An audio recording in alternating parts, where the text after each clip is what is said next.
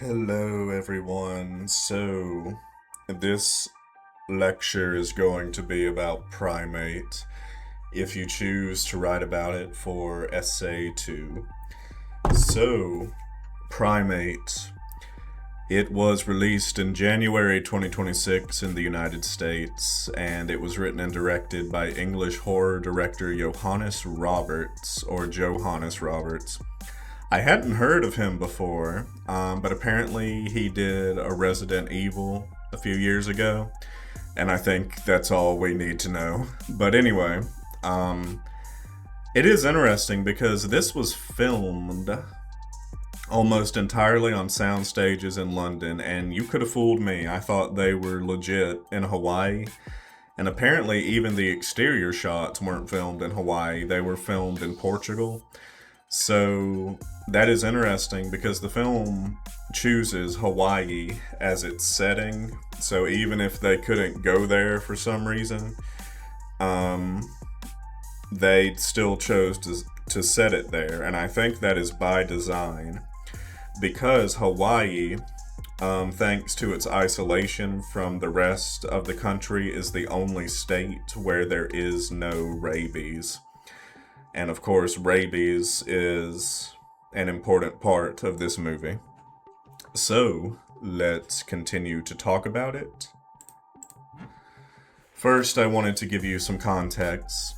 So, the reason why is because, of course, context is important whenever you're trying to understand and decipher any text. Historical context, as I said, it was released in 2026. And I got to thinking, what is relevant here in 2026 that is relevant to whatever message this movie is trying to convey. And what I hit upon was how we perceive animals, specifically pets. So we humans, perhaps more so nowadays than in the past, tend to treat our pets as if they are people. And that is what we call anthropomorphism, or giving human traits to non human entities like our pets. And I think that is more prevalent nowadays because we have pets that have their own social media pages, pets who have become influencers in their own right, and that really does anthropomorphize them. Like, no shade to Pancake over here, but this reel is called Things Pancake Considers the Bare Minimum, as if that is really going on in Pancake's mind. I mean, it could be, but we do tend to think of our pets as people.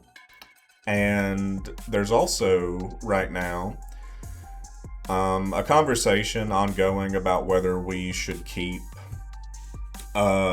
this or that pet, because some pets, especially exotic pets, are considered dangerous for good reason. I think immediately of pit bull bans and the conversation surrounding that. I even found an article from 2024 about how in Marietta, Georgia, certain parks where dogs don't have to be on leashes, they have banned pit bulls and Rottweilers, and there's pushback on that because of this idea that it's prejudice to assume that those breeds are vicious. And I'm like, they can be pretty vicious. So I think that also goes with our tendency to anthropomorphize our pets. Like, my dog, my Rottweiler, could never be dangerous, but he could be. And especially your chimp. So, that's what we're going to talk about with this movie, because I think it definitely is against keeping chimps as animals, or as pets rather. Citational context. I also wanted to note that this movie shares a lot of DNA with other movies in its genre.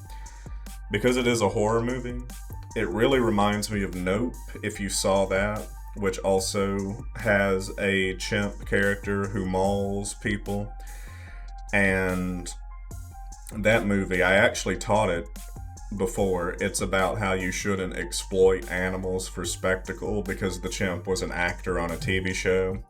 In this movie, the chimp is a pet, so it's a bit different, but it's a similar idea. And then there's also movies it's similar to Cujo, if you've ever heard of that, which is about a rabid dog, but the dog is not considered part of a family, like in this movie, where Ben the chimpanzee is considered a family member. And it's not like, and it's also like Friday the 13th in some ways. It's like slasher movies because we have a killer who is hunting young people who are engaging in not so moral actions, and that is classic slasher movie. So, I wanted to expand upon that. It definitely is, in a way, a slasher movie because, like I was saying, it has young people indulging in unsavory passions. They want to party at this house, right? They invite those two guys over. They even call the house the Whore Mansion, and they look at the guy's Insta, and it's like he's so ripped. So these are lustful, drunk, young people who are college aged or what have you. And because they're so immoral, they're gonna get killed. I don't know if anyone has ever seen Friday the 13th, but Jason's whole motivation in the franchise is he drowned at camp because the counselors were too busy having sex to pay attention to when he was drowning. So whenever these teenagers indulge in their passions, he kills them because that's what they get. But in the case of Primate, Ben, who is our killer, he isn't seeking revenge. He is simply a wild animal, a rabid animal, apparently. So it is sort of a subversion of the usual slasher movie. So let's keep going with that because I think it reveals that Ben is just an animal. He's not a person like some of the characters in the movie try to make him into. Primate has several symbols that help communicate its message, and I did want to do a little activity with these where you give your thoughts. So I'm not going to go too deep into these, but we have things like the tablet, which is how Ben communicates. And I think it is a symbol of how he is anthropomorphized, because they give him the tablet so he can talk to them and be at one with the family or part of the family, when that really isn't a good thing, the movie shows us.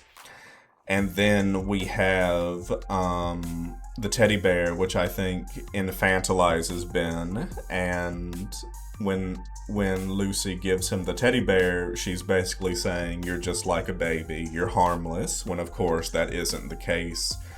So you should not anthropomorphize or infantilize a chimp because they are dangerous creatures. Even though they're so similar to us, I think that's why it's called Primate, just by the way. Because humans and chimps are primates, but we shouldn't forget the movie says that humans and chimps are also very different, and chimps are very dangerous animals. The float that they use to escape Ben in the pool is a pineapple float.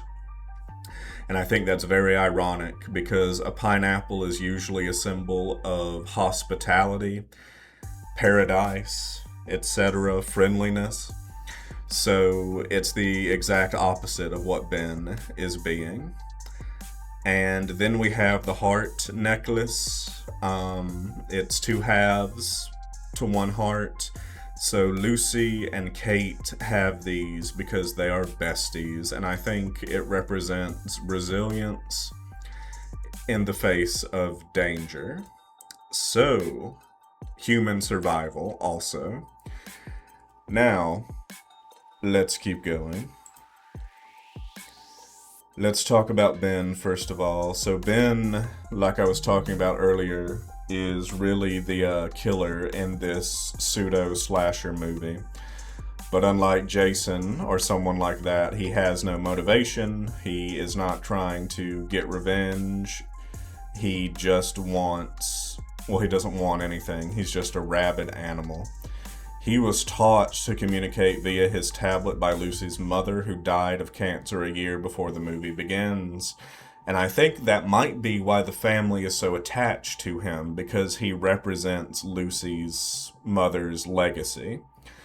It's like a piece of her is preserved in Ben. And as such, the family treats him like a person instead of an animal, and that has deadly consequences. So, definitely the family needed to let go of Lucy's mother and just accept that she's gone. They need to accept that nature cannot be controlled. Sometimes it is cruel and it's indifferent. So they need to accept that instead of trying to control it like they try to control Ben. But Ben really gets out of control, the movie shows us, when he gets bitten by that mongoose. But, y'all, I'm not 100% certain if he really did get rabies. I think that this would have happened anyway, because he is a wild, vicious animal who is unpredictable. And there is no rabies in Hawaii, right? So how could he have gotten it? Maybe the test was wrong, maybe rabies somehow got there, which just goes to show that nature cannot be controlled. It is unpredictable. And we need to accept that instead of trying to control it, because when we try to control it, we end up with deadly consequences, the movie shows. Let's talk about Adam. So this is the dad, and I thought, first of all, that his name was pretty interesting. I wonder if it's a reference to Adam from the Bible, because Adam, in the Garden of Eden, he communed with all the animals, and the animals were his friends, right? And I think we see the same sort of thing with the relationship between Adam and Ben. He thinks Ben is his friend, is his family member, and I think the reason he relates to Ben, or is so attached to him rather, is because he can relate to him in a way. Adam is deaf, and he can only communicate through sign language in a similar way to how Ben can only communicate through his tablet. So I wonder if he just relates to Ben in addition to regarding him as his dead wife's legacy. Also, he is a novelist of horror stories, which I think is ironic, because even though he writes these scary stories, he can't see the own horror that is unfolding with Ben being kept as a pet. So in a way, you could also say he might be out of touch with reality. He thinks that because he is so involved with his horror stories, he can't see that there is real horror out there. It's not just confined to stories. Next, I want to talk about Lucy. So in slasher movies, there is almost always a final girl, and it's usually always a girl who is the last one standing at the end of the movie, who has to face off with the killer. So Lucy is a bit naive, I would say, because she thinks Ben is part of the family. She says that directly. She says it's not Ben anymore when he gets rabies. But here's the thing, y'all. Was Ben ever part of the family? Was he ever anything other than an animal? Probably not.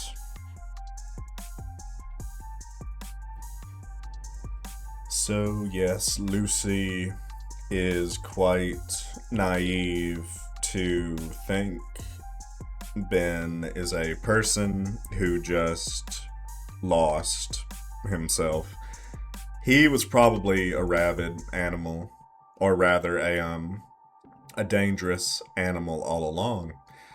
She still seems to believe Ben is like a person even as the carnage escalates. And, she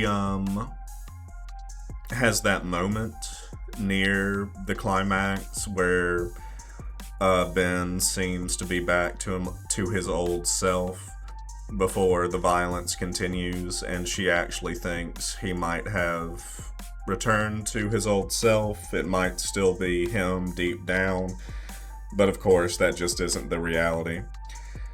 So, I think the fact that she thinks of Ben as a person comes from the fact that she lost a lot of people that she loved, like her mother, because Ben represents her legacy. And she also loses Kate to Ben, so because Ben kills her. So I think that also is sort of her wake up call, because now the other part of that necklace will never join with her part anymore. So it definitely is tragic, and I think loss is what causes her to anthropomorphize Ben and what helps her stop anthropomorphizing him. Let's talk about Hannah. So Hannah is Lucy's foil in that she is the anti-Lucy, and Lucy hates that she's even visiting because Kate invited her. But I think Hannah actually has a lot of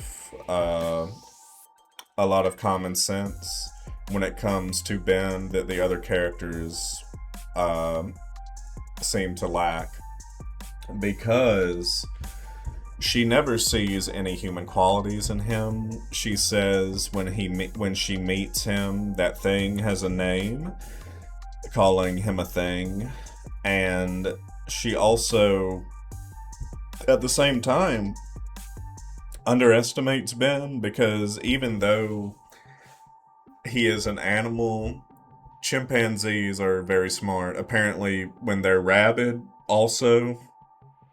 The fact that he is able to figure out how to get into the car, that kind of makes me suspect maybe he's not so rabid. Maybe he's just violent. But, yeah, she is skeptical that there's anything human-like about Ben, and she is proven right, tragically. So even though Ben does have some almost human levels of cleverness. So, in short, even though these animals seem like they could be human-like, chimpanzees are still very dangerous. And her death also shows that technology cannot protect against the violent forces of nature. In this case, the car. Not only that, but the infinity pool also screws them over, because Nick is thrown off the cliff by Ben. So, yes, we need to know that we can't always dominate nature, even though we're capable of creating such advanced technologies. The next person I want to talk about is Erin. This is Lucy's younger sister for whom she is responsible. She gets bitten by Ben, and if you know anything about rabies, that basically means she is dead. So, there is no cure, and as soon as you're bitten, there is a chance, if you had the shots beforehand, but if you haven't, the only other chance is something called the Milwaukee Protocol, where they put you in a coma and basically give you a cocktail of drugs to try to get your immune system to respond to the virus. But basically, barring all of that, you are dead when you get rabies. But she doesn't seem like she's gonna die. The film acts like she'll be okay. I thought that was really weird, and I wonder if she really was infected. I wonder if Ben ever had rabies, because it is a bit ambiguous if that was the case. But if so, if she is infected, her fate arguably is worse than the others, because rabies has some horrible effects. You would much rather just die instantly, honestly. But she's the innocent one. She isn't the one who wants to party like the others, and yet she's the one who gets the worst fate. So that, I guess, shows that Ben's violence isn't actually punitive as it would be in your standard slasher movie. He doesn't care how good or bad you are, he's going to get you because he's a wild animal. So that just shows that there's no rhyme or reason to nature's violence. You need to just accept it and not try to control it, because if you do, you're basically doomed. It is a futile endeavor.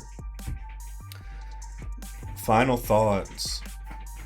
So, certainly the movie is saying don't own a chimp, but I think it's more than that. It's also saying we should accept that nature is indifferent and often cruel, and we shouldn't try to control it.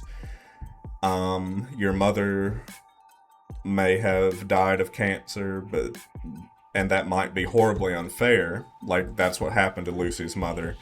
But at the same time, we need to just learn to move on, because nature is cruel and indifferent a lot of the time. So don't try to control it. Don't try to control a wild animal, because you're never going to be able to. And if you try to, you're going to have bad consequences. And I think that really resonates, because what happens in the movie has happened in real life. There is a real case that y'all might have heard of with Travis the chimp, who mauled his owner's friend for reasons that are still unclear. It was just a random attack.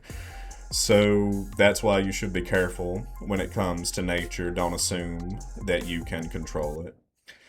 All right, thank you guys so much. And I hope this gave you some good ideas for the essay if you choose to write about this movie, and I'll see y'all next time. Please comment the answers to or email me the answers to the following questions. 1. What subgenre of horror does the film fall into? 2. What is anthropomorphism? 3. The father in the film shares a name with which biblical figure?